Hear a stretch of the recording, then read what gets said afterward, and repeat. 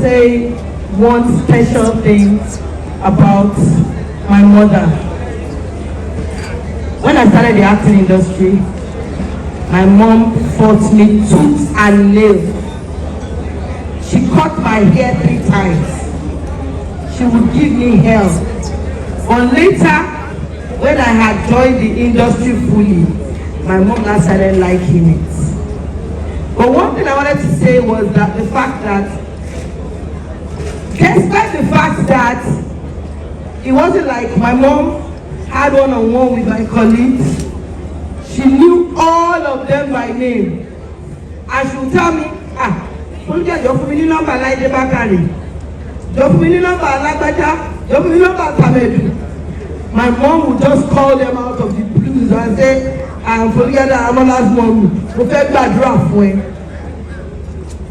That was how she was. There was a time she was like, you have to get me Mariah's number. You have to get me Mariah's number. Moko love you, Moko like lady, Moko like lady. Eventually, I called Mariah and she said, she started praying for her.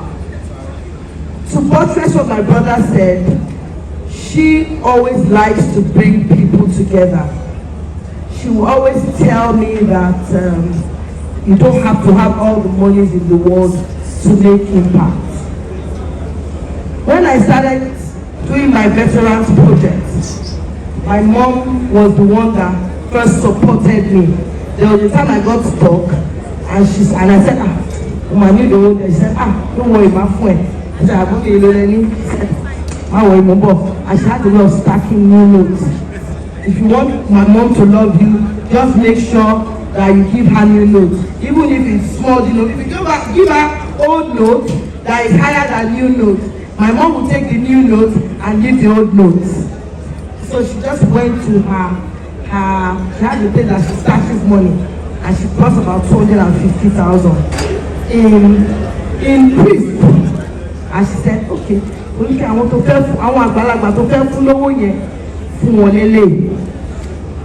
that's my mother for you. And that was all that was with her. I shared an experience of when I made my first millions, and my mom told me you can't get the car, and I kept the money with her. Lo and behold, my mother woke up one day and took my money to church, for a church building, so that her daughter will not die. I was so furious.